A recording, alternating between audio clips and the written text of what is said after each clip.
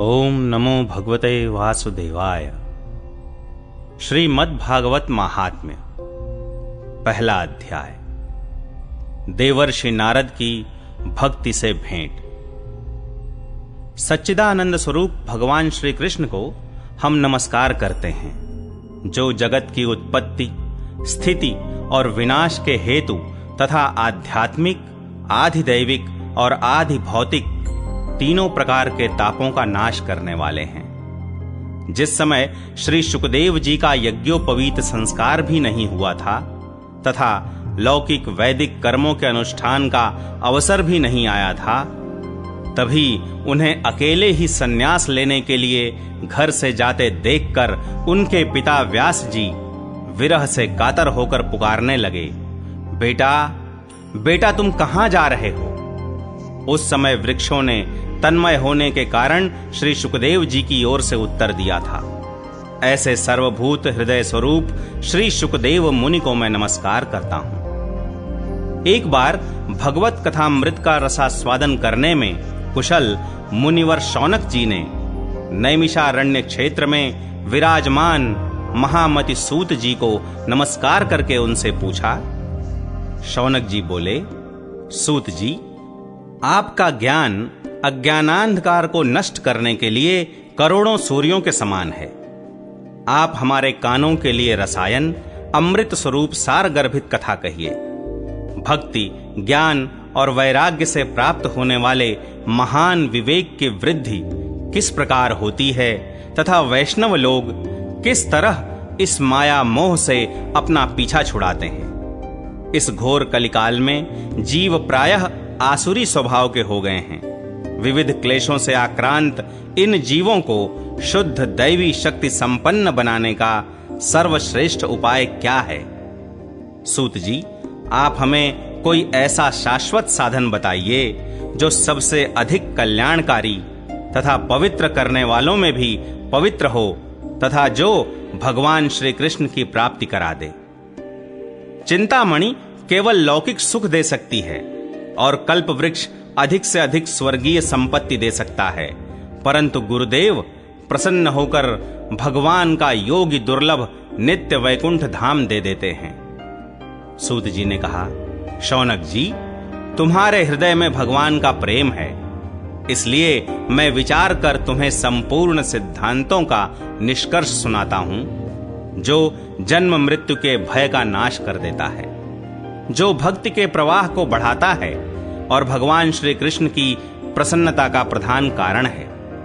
मैं तुम्हें वह साधन बतलाता हूं, उसे सावधान होकर सुनो। श्री शुकदेव जी ने कलयुग में जीवों के काल रूपी सर्प के मुख का ग्रास होने के त्रास का आत्यंतिक नाश करने के लिए श्रीमद्भागवत शास्त्र का प्रवचन किया है। मन की शुद्धि के लिए इससे बढ़कर कोई साधन नहीं है। जब मनुष्य के जन्म जन्मांतर का पुण्य उदय होता है, तभी उसे इस भागवत शास्त्र की प्राप्ति होती है। जब शुकदेव जी राजा परीक्षित को यह कथा सुनाने के लिए सभा में विराजमान हुए, तब देवता लोग उनके पास अमृत का कलश लेकर आए। देवता अपना काम बनाने में बड़े कुशल होते हैं, अतः यहां भी सबने शुकदेव मुनि को नमस्कार करके कहा, आप यह अमृत लेकर बदले में हमें कथामृत का दान दीजिए। इस प्रकार परस्पर विनिमय हो जाने पर राजा परीक्षित अमृत का पान करें और हम सब श्रीमद्भागवत रूप अमृत का पान करेंगे। इस संसार में कहां कांच और कहां महामूल्य मणि तथा कहां सुधा और कहां कथा। श्री शुकदेव जी ने उस समय देवताओं की हंसी उड़ा दी। उन्हें भक्ति शून्य कथा का अनधिकारी जानकर कथामृत का दान नहीं किया। इस प्रकार यह श्रीमद्भागवत की कथा देवताओं को भी दुर्लभ है। पूर्व काल में श्रीमद्भागवत के श्रवण से ही राजा परीक्षित की मुक्ति देखकर ब्रह्मा जी को भी बड़ा आश्चर्य हुआ था। उन्होंने सत्यलोक में तराजू बांधकर सब साधनों को तौला। अन्य सभी साधन तौल में हल्के पड़ गए। अपने महत्व के कारण भागवत ही सबसे भारी रहा। यह देखकर सभी ऋषियों को बड़ा विस्मय हुआ।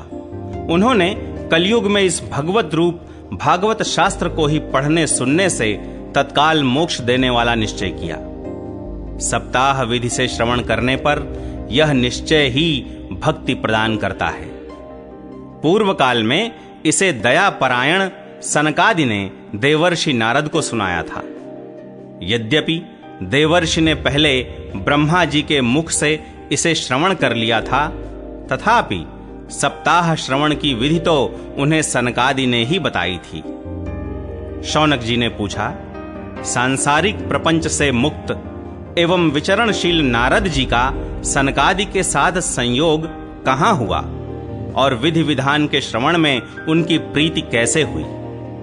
सूत जी ने कहा, अब मैं तुम्हें वह भक्ति पूर्ण कथानक सुनाता हूं जो श्री सुखदेव जी ने मुझे अपना अनन्य शिष्य जानकर एकांत में सुनाया था। एक दिन विशालापुरी में वे चारों निर्मल ऋषि सत्संग के लिए आए। वहां उन्होंने नारद जी को देखा। सनकादि ने पूछा, ब्रह्मन, आपका मुख उदास क्यों हो रहा है? आप चिंतातुर कैसे हैं? इतनी जल्दी जल्दी आप कहां जा रहे हैं और आपका आगमन कहां से हो रहा है? इस समय तो आप उस पुरुष के समान व्याकुल जान पड़ते हैं जिसका सारा धन लुट गया हो।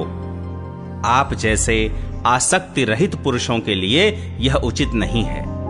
इसका कारण बताइए। नारद जी ने कहा, मैं सर्वोत्तम लोक समझकर पृथ्वी में आया था। यहां पुष्कर, प्रयाग, काशी, गोदावरी, हरिद्वार, कुरुक्षेत्र, श्रीरंग और सेतुबंध आदि कई तीर्थों में मैं इधर उधर विचरता रहा, किंतु मुझे कहीं भी मन को संतोष देने वाली शांति नहीं मिली। इस समय अधर्म के सहायक कलयुग ने सारी पृथ्वी को पीड़ित कर रखा है। अब यहां सत्य, तप, शौच, दया, दान आदि कुछ भी नहीं है। बेचारे जीव केवल अपना पेट पालने में लगे हुए हैं। वे असत्यभाषी, आलसी, मंदबुद्धि, भाग्यहीन, उपद्रवग्रस्त हो गए हैं। जो साधु संत कहे जाते हैं वे पूरे पाखंडी हो गए हैं।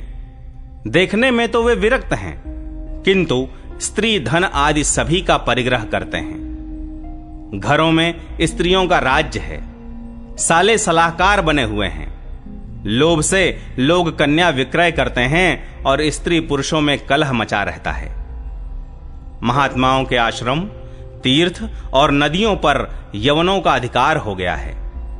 उन दुष्टों ने बहुत से देवालय भी नष्ट कर दिए हैं। इस समय यहां न कोई योगी है, न सिद्ध है, न ज्ञानी है और न सत्कर्म करने वाला ही है।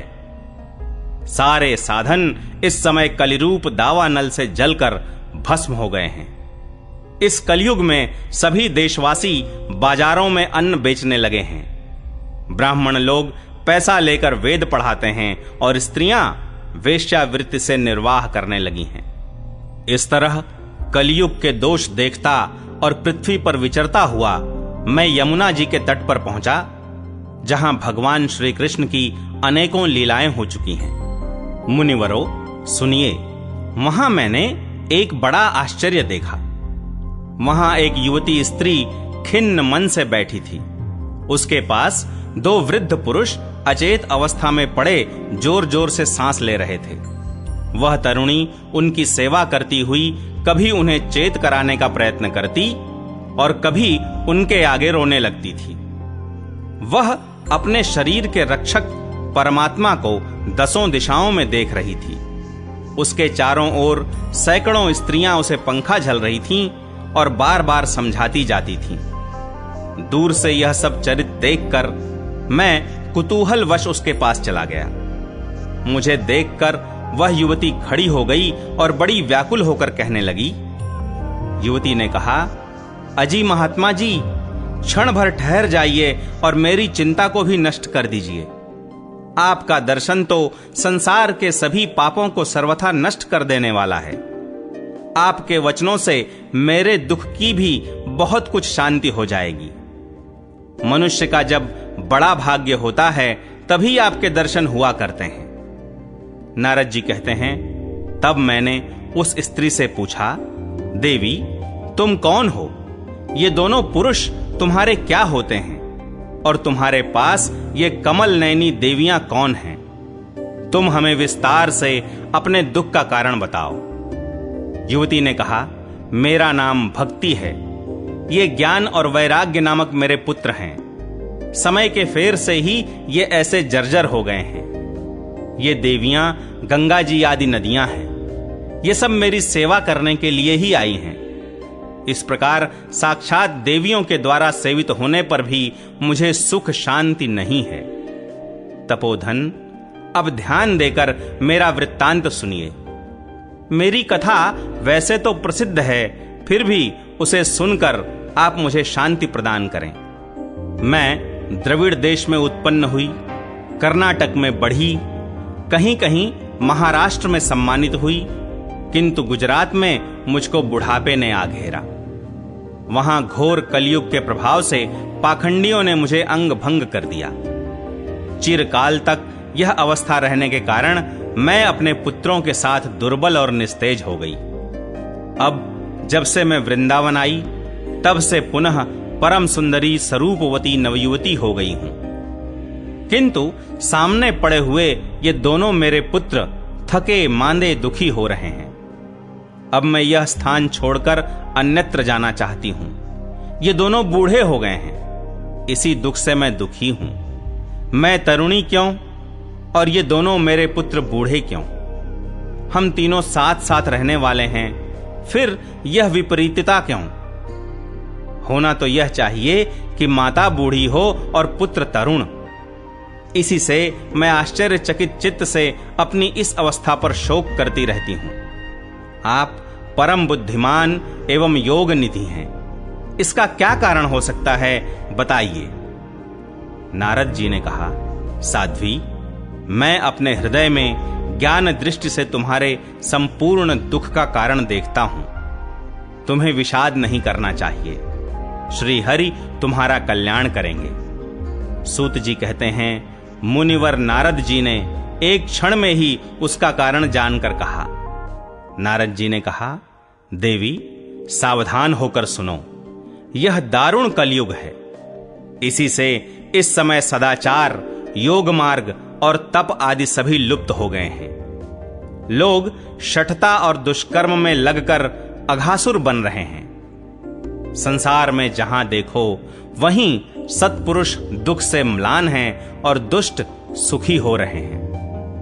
इस समय जिस बुद्धिमान पुरुष का धैर्य बना रहे, वही बड़ा ज्ञानी या पंडित है।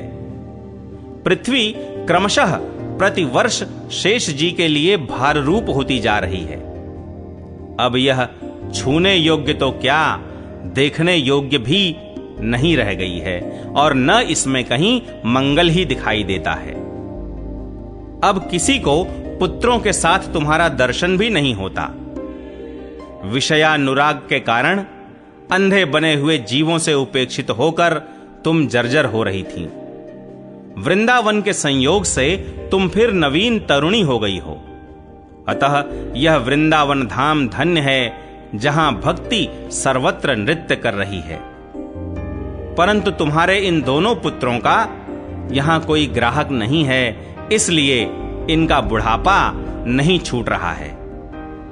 यहां इनको कुछ आत्म सुख की प्राप्ति होने के कारण ये सोते से जान पड़ते हैं। भक्ति ने कहा, राजा परीक्षित ने इस पापी कलयुग को क्यों रहने दिया? इसके आते ही सब वस्तुओं का सार न जाने कहां चला गया। करुणामय श्री हरि से भी यह अधर्म कैसे देखा जाता है? मुने, मेरा यह संदेह दूर कीजिए। आपके वचनों से मुझे बड़ी शांति मिली है। नारद जी ने कहा, बाले, यदि तुमने पूछा है तो प्रेम से सुनो कल्याणी। मैं तुम्हें सब बताऊंगा और तुम्हारा दुख दूर हो जाएगा। जिस दिन भगवान श्री कृष्ण इस भूलोक को छोड़कर अपने परम धाम को पधारे, उसी दिन से यहां संपूर्ण साधनों में बाधा डालने वाला कलयुग आ गया। दिग्विजय के समय राजा परीक्षित की दृष्टि पड़ने पर कलयुग दीन के समान उनकी शरण में आया।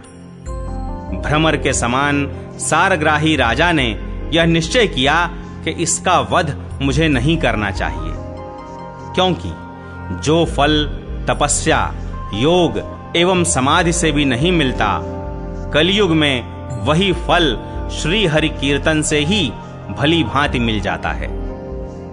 इस प्रकार सारहीन होने पर भी उसे इस एक ही दृष्टि से सार युक्त देखकर उन्होंने कलयुग में उत्पन्न होने वाले जीवों के सुख के लिए ही इसे रहने दिया था। इस समय लोगों के कुकर्म में प्रवृत्त होने के कारण सभी वस्तुओं का सार निकल गया है और पृथ्वी के सारे पदार्थ बीजहीन भूसी के समान हो गए हैं। ब्राह्मण केवल अन्न धनादि के लोभवश घर घर एवं जन जन को भागवत की कथा सुनाने लगे हैं, इसलिए कथा का सार चला गया। तीर्थों में नाना प्रकार के अत्यंत घोर कर्म करने वाले नास्तिक और नारकी पुरुष भी रहने लगे हैं, इसलिए तीर्थों का भी प्रभाव जाता रहा। जिनका चित्त निरंतर काम, क्रोध, महान लोभ और तृष्णा से तपता रहता है, वे भी तपस्या का ढोंग करने लगे हैं, इसलिए तप का भी सार निकल गया। मन पर काबू न होने के कारण तथा लोभ, दंभ और पाखंड का आश्रय लेने के कारण एवं शास्त्र का अभ्यास न करने से ध्यान योग का फल मिट गया। पंडितों की यह दशा है कि वे अपनी स्त्रियों के साथ भैंसों की तरह रमण करते हैं। उनमें संतान पैदा करने की ही कुशलता पाई जाती है, मुक्ति साधन में वे सर्वथा अकुशल हैं। संप्रदायानुसार प्राप्त हुई वैष्णवता भी कहीं देखने में नहीं आती। इस प्रकार जगह जगह सभी वस्तुओं का सार लुप्त हो गया है। यह तो इस युग का स्वभाव ही है, इसमें किसी का दोष नहीं है। इसी से पुंडरीकाक्ष भगवान बहुत समीप रहते हुए भी यह सब सह रहे हैं। सूत जी कहते हैं, शौनक जी, इस प्रकार देवर्षि नारद के वचन सुनकर भक्ति को बड़ा आश्चर्य हुआ। फिर उसने जो कुछ कहा उसे सुनिए। भक्ति ने कहा, देवर्षे आप धन्य हैं, मेरा बड़ा सौभाग्य था जो आपका समागम हुआ। संसार में साधुओं का दर्शन ही समस्त सिद्धियों का परम कारण है। आपका केवल एक बार का उपदेश धारण करके कयाधु कुमार प्रहलाद ने माया पर विजय प्राप्त कर ली थी। ध्रुव ने भी आपकी कृपा से ही ध्रुव पद प्राप्त किया था। आप सर्व मंगलमय और साक्षात श्री ब्रह्मा जी के पुत्र हैं। मैं आपको नमस्कार करती हूं। दूसरा अध्याय, भक्ति का दुख दूर करने के लिए नारद जी का उद्योग। नारद जी ने कहा, बाले, तुम व्यर्थ ही अपने को क्यों खेद में डाल रही हो? अरे तुम इतनी चिंतातुर क्यों हो? भगवान श्री कृष्ण के चरण कमलों का चिंतन करो, उनकी कृपा से तुम्हारा सारा दुख दूर हो जाएगा। जिन्होंने कौरवों के अत्याचार से द्रौपदी की रक्षा की थी और गोप सुंदरियों को सनाथ किया था, वे श्री कृष्ण कहीं चले थोड़े ही गए हैं। फिर तुम तो भक्ति हो और सदा उन्हें प्राणों से भी प्यारी हो। तुम्हारे बुलाने पर तो भगवान नीचों के घरों में भी चले जाते हैं। सत्य, त्रेता और द्वापर, इन 3 युगों में ज्ञान और वैराग्य मुक्ति के साधन थे, किंतु कलयुग में तो केवल भक्ति ही ब्रह्म सायुज्य की प्राप्ति कराने वाली है। यह सोचकर ही परमानंद चिन्मूर्ति ज्ञान स्वरूप श्री हरि ने अपने सत्स्वरूप से तुम्हें रचा है। तुम साक्षात श्री कृष्णचंद्र की प्रिया और परम सुंदरी हो। एक बार जब तुमने हाथ जोड़कर पूछा था कि मैं क्या करूं, तब भगवान ने तुम्हें यही आज्ञा दी थी कि मेरे भक्तों का पोषण करो। तुमने भगवान की वह आज्ञा स्वीकार कर ली। इससे तुम पर श्री हरि बहुत प्रसन्न हुए और तुम्हारी सेवा करने के लिए मुक्ति को तुम्हें दासी के रूप में दे दिया और इन ज्ञान वैराग्य को पुत्रों के रूप में। तुम अपने साक्षात स्वरूप से वैकुंठ धाम में ही भक्तों का पोषण करती हो। भूलोक में तो तुमने उनकी पुष्टि के लिए केवल छाया रूप धारण कर रखा है। तब तुम मुक्ति, ज्ञान और वैराग्य को साथ लिए पृथ्वी तल पर आईं और सत्य युग से द्वापर पर्यंत बड़े आनंद से रहीं।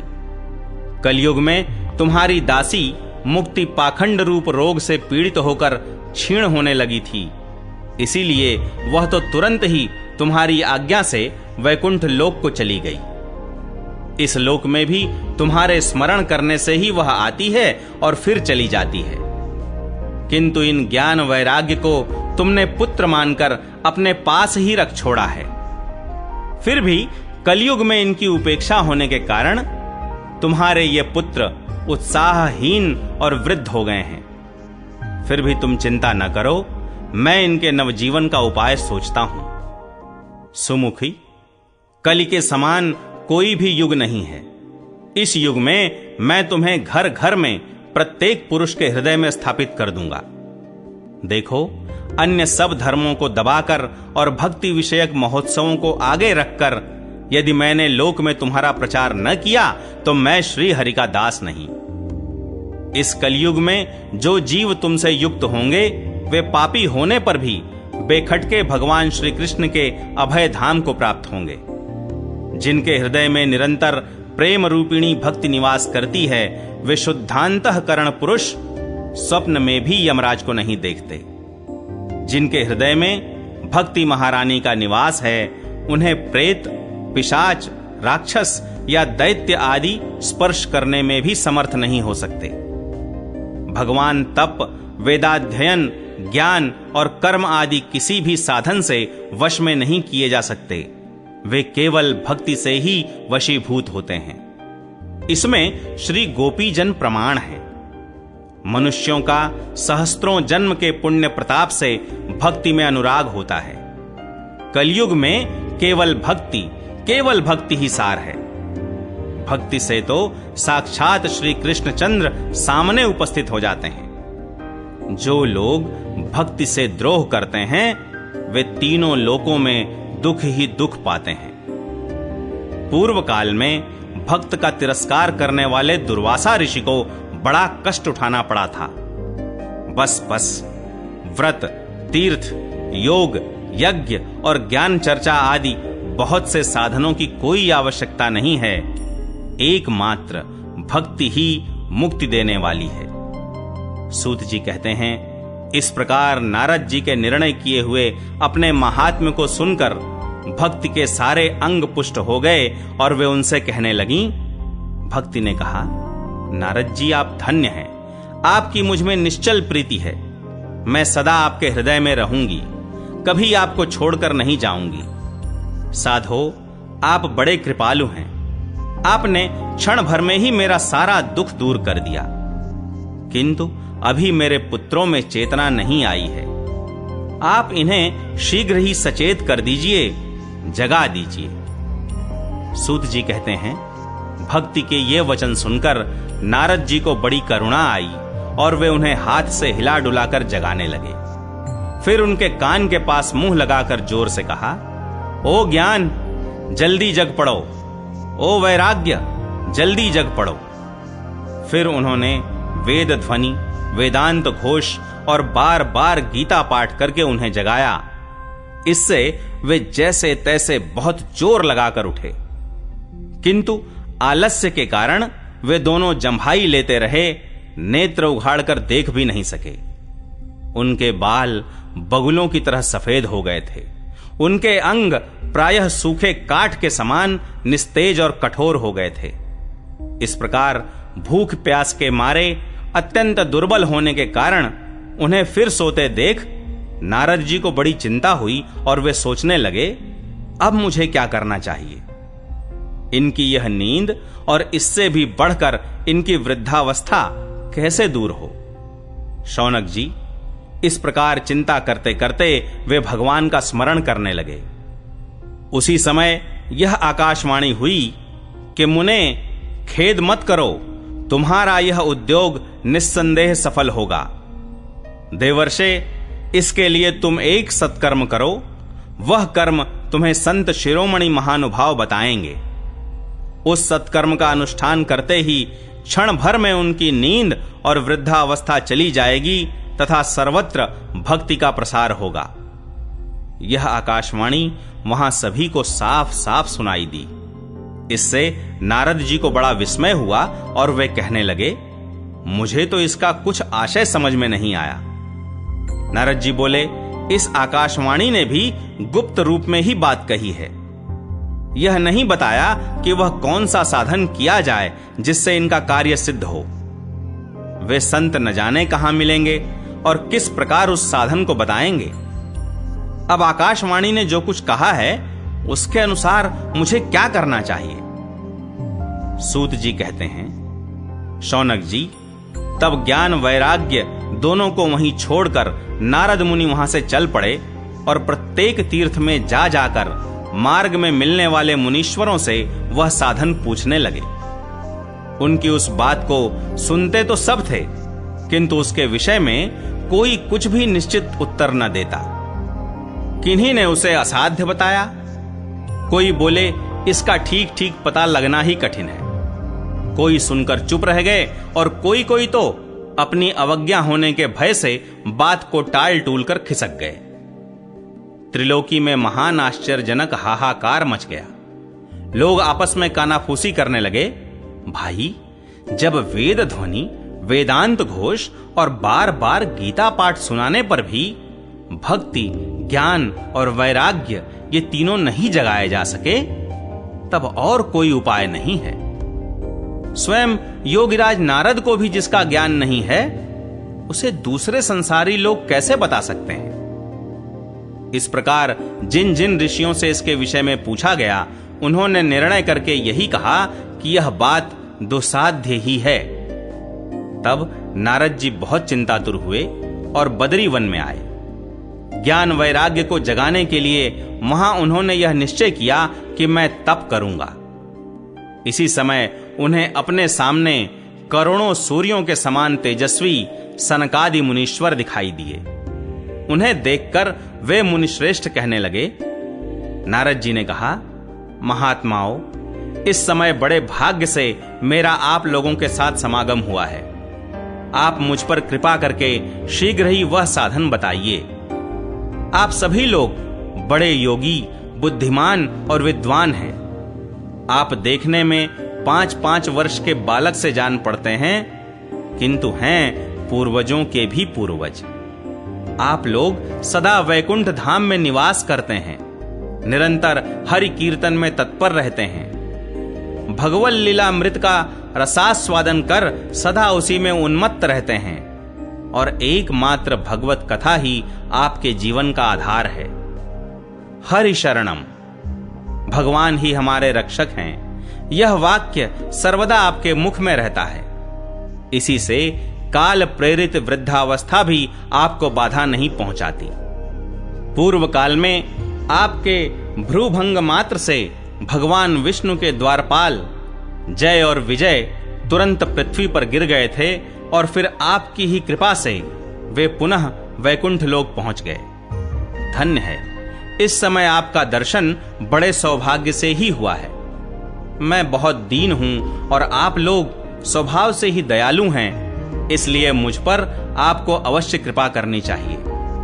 बताइए, आकाशवाणी ने जिसके विषय में कहा है वह कौन सा साधन है और मुझे किस प्रकार उसका अनुष्ठान करना चाहिए? आप इसका विस्तार से वर्णन कीजिए। भक्ति, ज्ञान और वैराग्य को किस प्रकार सुख मिल सकता है और किस तरह इनकी प्रेम पूर्वक सब वर्णों में प्रतिष्ठा की जा सकती है? सनकादि ने कहा, देवर्षे, आप चिंता न करें, मन में प्रसन्न हों। उनके उद्धार का एक सरल उपाय पहले से ही विद्यमान है। नारद जी, आप धन्य हैं, आप विरक्तों के शिरोमणि हैं, श्री कृष्ण दासों के शाश्वत पथ प्रदर्शक एवं भक्ति योग के भास्कर हैं। आप भक्ति के लिए जो उद्योग कर रहे हैं, यह आपके लिए कोई आश्चर्य की बात नहीं समझनी चाहिए। भगवान के भक्त के लिए तो भक्ति की सम्यक स्थापना करना सदा उचित ही है। ऋषियों ने संसार में अनेकों मार्ग प्रकट किए हैं, किंतु वे सभी कष्ट साध्य हैं और परिणाम में प्रायः स्वर्ग की ही प्राप्ति कराने वाले हैं।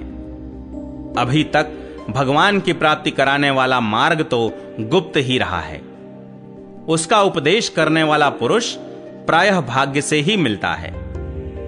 आपको आकाशवाणी ने जिस सत्कर्म का संकेत किया है उसे हम बतलाते हैं। आप प्रसन्न और समाहित चित्त होकर सुनिए। नारद जी, द्रव्य यज्ञ, तपो यज्ञ, योग यज्ञ और स्वाध्याय रूप ज्ञान यज्ञ, ये सब तो स्वर्गादि की प्राप्ति कराने वाले कर्म की ही ओर संकेत करते हैं। पंडितों ने ज्ञान यज्ञ को ही सत्कर्म का सूचक माना है। वह श्रीमद् भागवत का पारायण है जिसका गान शुक आदि महानुभावों ने किया है। उसके शब्द सुनने से ही भक्ति, ज्ञान और वैराग्य को बड़ा बल मिलेगा। इससे ज्ञान वैराग्य का कष्ट मिट जाएगा और भक्ति को आनंद मिलेगा।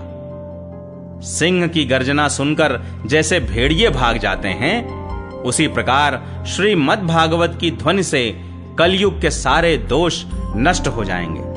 तब प्रेम रस प्रवाहित करने वाली भक्ति, ज्ञान और वैराग्य को साथ लेकर प्रत्येक घर और व्यक्ति के हृदय में क्रीड़ा करेगी। नारद जी ने कहा, मैंने वेद वेदांत की ध्वनि और गीता पाठ करके उन्हें बहुत जगाया, किंतु फिर भी भक्ति, ज्ञान और वैराग्य ये तीनों नहीं जगे। ऐसी स्थिति में श्रीमद् भागवत सुनाने से वे कैसे जगेंगे?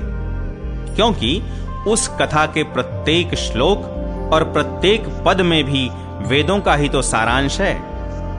आप लोग शरणागत वत्सल हैं तथा आपका दर्शन कभी व्यर्थ नहीं होता। इसलिए मेरा यह संदेह दूर कर दीजिए, इस कार्य में विलंब न कीजिए। सनकादि ने कहा, श्रीमद् भागवत की कथा वेद और उपनिषदों के सार से बनी है, इसलिए उनसे अलग उनकी फल रूपा होने के कारण वह बड़ी उत्तम जान पड़ती है। जिस प्रकार रस वृक्ष की जड़ से लेकर शाखाग्र पर्यंत रहता है, किंतु इस स्थिति में उसका आस्वादन नहीं किया जा सकता, वही जब अलग होकर फल के रूप में आ जाता है, तब संसार में सभी को प्रिय लगने लगता है। दूध में घी रहता ही है, किंतु उस समय उसका अलग स्वाद नहीं मिलता, वही जब उससे अलग हो जाता है, तब देवताओं के लिए भी स्वादवर्धक हो जाता है।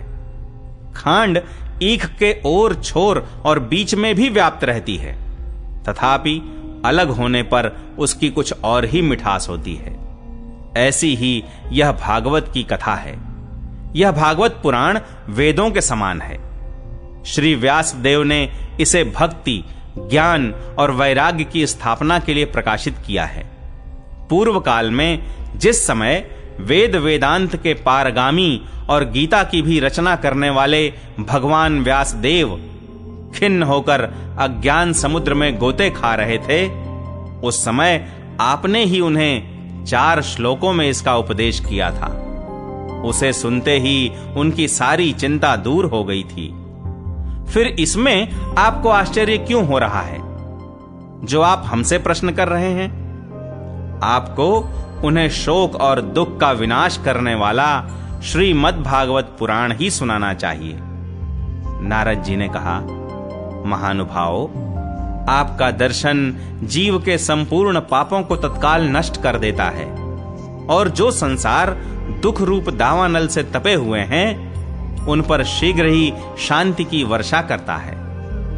आप निरंतर शेष जी के सहस्त्र मुखों से गाए हुए भगवत कथामृत का ही पान करते रहते हैं। मैं प्रेम लक्षणा भक्ति का प्रकाश करने के उद्देश्य से आपकी शरण लेता हूं। जब अनेकों जन्मों के संचित पुण्य पुंज का उदय होने से मनुष्य को सत्संग मिलता है, तब वह उसके अज्ञान जनित मोह और मद रूप अंधकार का नाश करके विवेक उदय होता है। 3 अध्याय, भक्ति के कष्ट की निवृत्ति। नारद जी कहते हैं, अब मैं भक्ति, ज्ञान और वैराग्य को स्थापित करने के लिए प्रयत्न पूर्वक श्री शुकदेव जी के कहे हुए भागवत शास्त्र की कथा द्वारा उज्जवल ज्ञान यज्ञ करूंगा। यह यज्ञ मुझे कहां करना चाहिए, आप इसके लिए कोई स्थान बता दीजिए। आप लोग वेद के पारगामी हैं, इसलिए मुझे इस शुक शास्त्र की महिमा सुनाइए। यह भी बताइए कि श्रीमद् भागवत की कथा कितने दिनों में सुनानी चाहिए और उसके सुनने की विधि क्या है। सनकादि बोले, नारद जी, आप बड़े विनीत और विवेकी हैं। सुनिए, हम आपको ये सब बातें बताते हैं। हरिद्वार के पास आनंद नाम का एक घाट है। वहां अनेकों ऋषि रहते हैं तथा देवता और सिद्ध लोग भी उसका सेवन करते रहते हैं। भांति भांति के वृक्ष और लताओं के कारण वह बड़ा सघन है और वहां बड़ी कोमल नवीन बालू बिछी हुई है। वह घाट बड़ा ही सुरम्य और एकांत प्रदेश में है। वहां हर समय सुनहले कमलों की सुगंध आया करती है। उसके आसपास रहने वाले सिंह, हाथी आदि परस्पर विरोधी जीवों के चित्त में भी वैर भाव नहीं है। वहां आप बिना किसी विशेष प्रयत्न के ही ज्ञान यज्ञ आरंभ कर दीजिए। उस स्थान पर कथा में अपूर्व रस का उदय होगा। भक्ति भी अपनी आंखों के ही सामने निर्बल और जरा जीर्ण अवस्था में पड़े हुए ज्ञान और वैराग्य को साथ लेकर वहां आ जाएगी, क्योंकि जहां भी श्रीमद् भागवत की कथा होती है वहां ये भक्ति आदि अपने आप पहुंच जाते हैं। वहां कानों में कथा के शब्द पढ़ने से ये तीनों तरुण हो जाएंगे। सूत जी कहते हैं, इस प्रकार कहकर नारद जी के साथ सनकादि भी श्रीमद् भागवत कथामृत का पान करने के लिए वहां से तुरंत गंगा तट पर चले आए। जिस समय वे तट पर पहुंचे, भूलोक, देवलोक और ब्रह्मलोक सभी जगह इस कथा का हल्ला हो गया। जो जो भगवत कथा के रसिक विष्णु भक्त थे, वे सभी श्रीमद् भागवतामृत का पान करने के लिए सबसे आगे दौड़ दौड़ कर आने लगे। भृगु, वशिष्ठ, च्यवन, गौतम, मेधातिथि, देवल, देवरात, परशुराम, विश्वामित्र, शाकल, मार्कंडेय, दत्तात्रेय, पिप्पलाद, योगेश्वर व्यास और पराशर, छायाशुक, जाजली और जुन्हु आदि सभी प्रधान प्रधान मुनिगण अपने अपने पुत्र, शिष्य और स्त्रियों समेत बड़े प्रेम से वहां आए। इनके सिवा वेद, वेदांत, मंत्र, तंत्र, 17 पुराण और 6 शास्त्र भी मूर्तिमान होकर वहां उपस्थित हुए। गंगा आदि नदियां, पुष्कर आदि सरोवर, कुरुक्षेत्र आदि समस्त क्षेत्र, सारी दिशाएं, दंडक आदि वन, हिमालय आदि पर्वत तथा देव, गंधर्व और दानव आदि सभी कथा सुनने चले आए। जो लोग अपने गौरव के कारण नहीं आए, महर्षि भृगु उन्हें समझा बुझा कर ले आए। तब कथा सुनाने के लिए दीक्षित होकर श्री कृष्ण परायण सनकादि नारद जी के दिए हुए श्रेष्ठ आसन पर विराजमान हुए।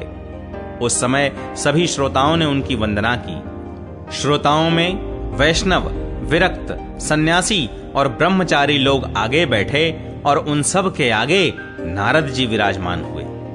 एक ओर ऋषिगण, एक ओर देवता, एक ओर वेद और उपनिषद आदि तथा एक ओर तीर्थ बैठे और दूसरी ओर स्त्रियां बैठी। उस समय सब ओर जय जयकार, नमस्कार और शंखों का शब्द होने लगा और अबीर, गुलाल, खील एवं फूलों की खूब वर्षा होने लगी।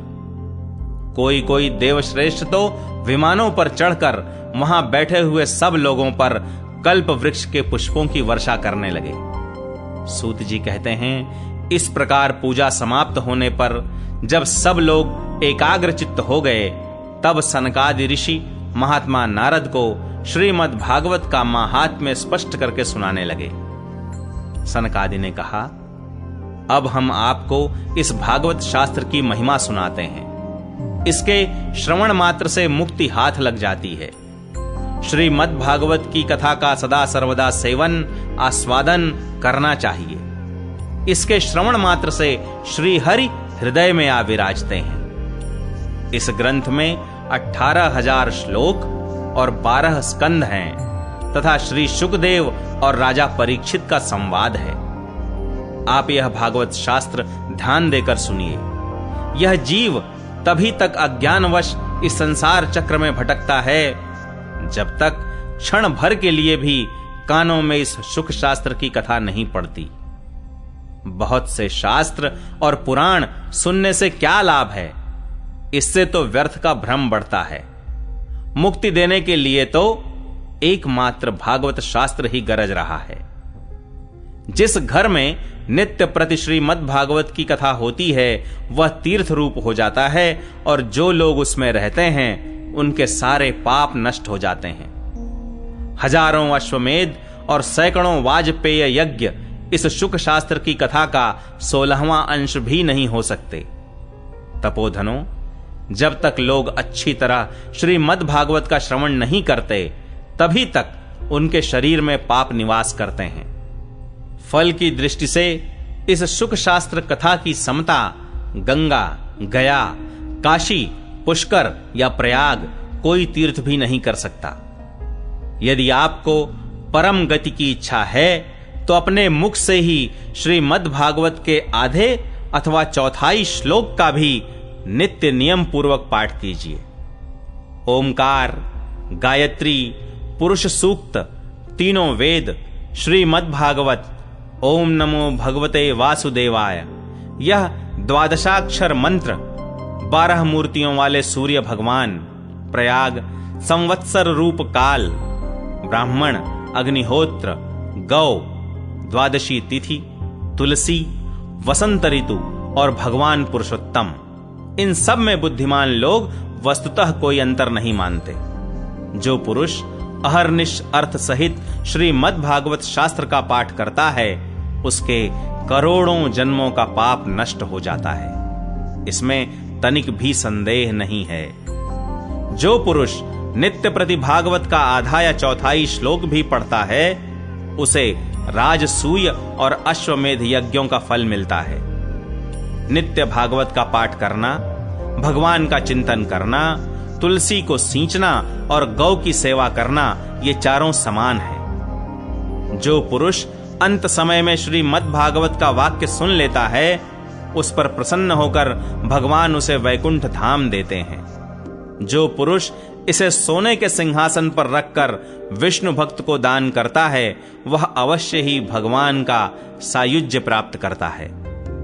जिस दुष्ट ने अपनी सारी आयु में चित्त को एकाग्र करके श्रीमद् भागवतामृत का थोड़ा सा भी रसास्वादन नहीं किया उसने तो अपना सारा जन्म चांडाल और गधे के समान व्यर्थ ही गंवा दिया।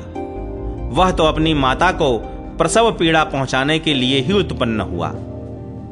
जिसने इस शुक शास्त्र के थोड़े से भी वचन नहीं सुने वह पापात्मा तो जीता हुआ ही मुर्दे के समान है।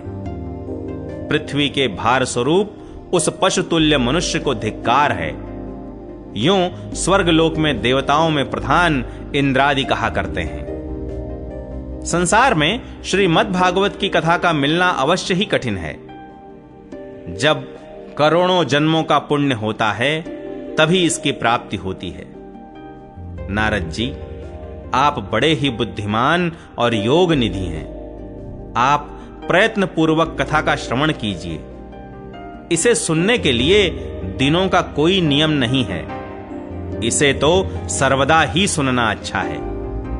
इसे सत्य भाषण और ब्रह्मचर्य पालन पूर्वक सर्वदा ही सुनना श्रेष्ठ माना गया है। किंतु कलयुग में ऐसा होना कठिन है, इसलिए इसकी शुकदेव जी ने जो विशेष विधि बताई है वह जान लेनी चाहिए। कलयुग में बहुत दिनों तक चित्त की वृत्तियों को वश में रखना, नियमों में बंधे रहना और किसी पुण्य कार्य के लिए दीक्षित रहना कठिन है। इसलिए सप्ताह श्रवण की विधि है। श्रद्धा पूर्वक कभी भी श्रवण करने से अथवा माघ मास में श्रवण करने से जो फल होता है वही फल श्री शुकदेव जी ने सप्ताह श्रवण में निर्धारित किया है। मन के असंयम, रोगों की बहुलता और आयु की अल्पता के कारण तथा कलयुग में अनेकों दोषों की संभावना से ही सप्ताह श्रवण का विधान किया गया है। जो फल तप, योग और समाधि से भी प्राप्त नहीं हो सकता, वह सर्वांग रूप में सप्ताह श्रवण से सहज में ही मिल जाता है। सप्ताह श्रवण यज्ञ से बढ़कर है, व्रत से बढ़कर है, तप से कहीं बढ़कर है, तीर्थ सेवन से तो सदा ही बड़ा है, योग से बढ़कर है, यहां तक कि ध्यान और ज्ञान से भी बढ़कर है। अजी इसकी विशेषता का कहां तक वर्णन करें, यह तो सभी से बढ़ चढ़कर है।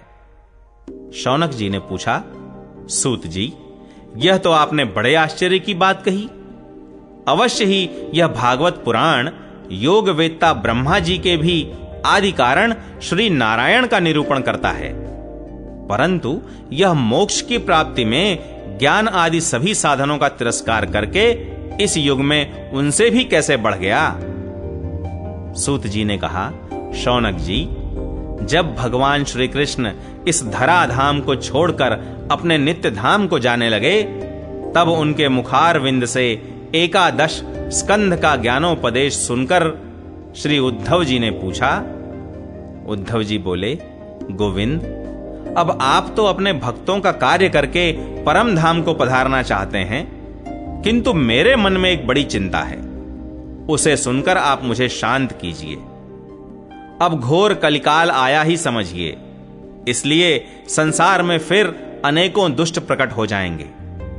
उनके संसर्ग से जब अनेकों सत्पुरुष भी उग्र प्रकृति के हो जाएंगे, तब उनके भार से दबकर यह गोरूपिणी पृथ्वी किसकी शरण में जाएगी।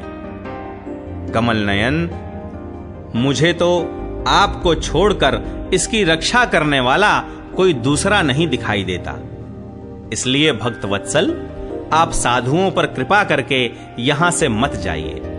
भगवन, आपने निराकार और चिन्मात्र होकर भी भक्तों के लिए ही तो यह सगुण रूप धारण किया है, फिर भला आपका वियोग होने पर वे भक्तजन पृथ्वी पर कैसे रह सकेंगे।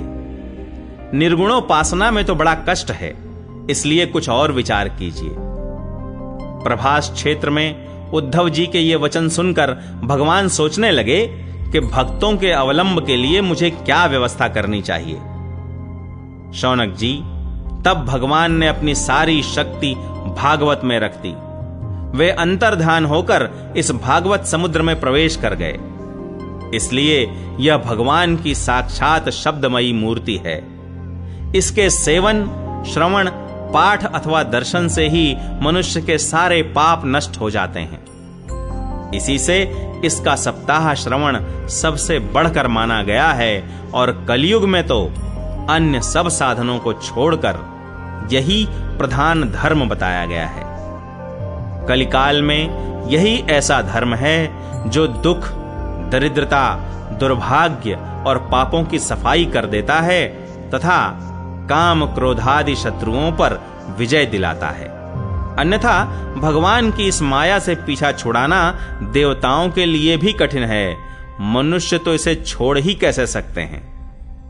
अतः इससे छूटने के लिए भी सप्ताह श्रवण का विधान किया गया है।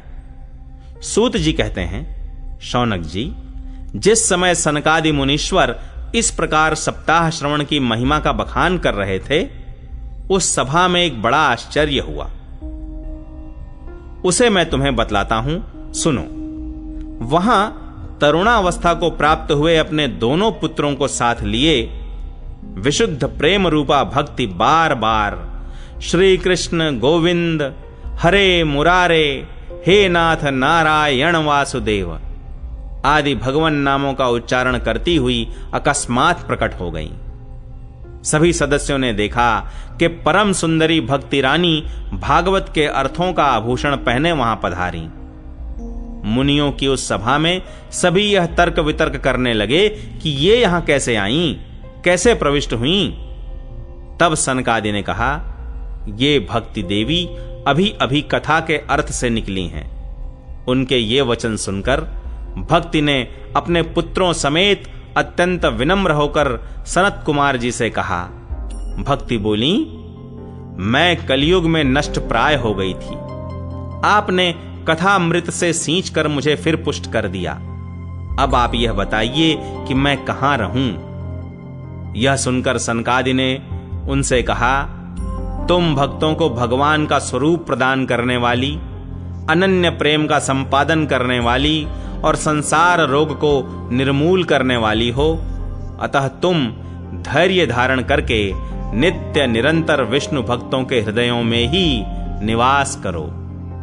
ये कलयुग के दोष भले ही सारे संसार पर अपना प्रभाव डालें, किंतु वहां तुम पर इनकी दृष्टि भी नहीं पड़ सकेगी। इस प्रकार उनकी आज्ञा पाते ही भक्ति तुरंत भगवत भक्तों के हृदयों में जा विराजी। जिनके हृदय में एकमात्र श्री हरि की भक्ति निवास करती है, वे त्रिलोकी में अत्यंत निर्धन होने पर भी परम धन्य हैं, क्योंकि इस भक्ति की डोरी से बंधकर तो साक्षात भगवान भी अपना परम धाम छोड़कर उनके हृदय में आकर बस जाते हैं। भूलोक में यह भागवत साक्षात पर ब्रह्म का विग्रह है। हम इसकी महिमा कहां तक वर्णन करें। इसका आश्रय लेकर इसे सुनाने से तो सुनने और सुनाने वाले दोनों को ही भगवान श्री कृष्ण की समता प्राप्त हो जाती है। अतः इसे छोड़कर अन्य धर्मों से क्या प्रयोजन है।